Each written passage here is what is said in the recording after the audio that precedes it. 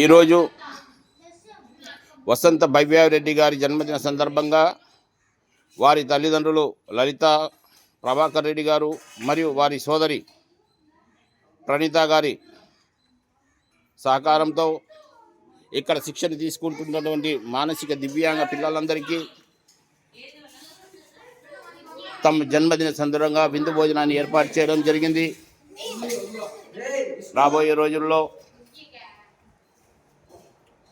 వసంత భవ్య గారు వారి కుటుంబ సభ్యులు ఆయుర ఆరోగ్యాలతో సుఖ సంతోషాలతో ఉండాలని,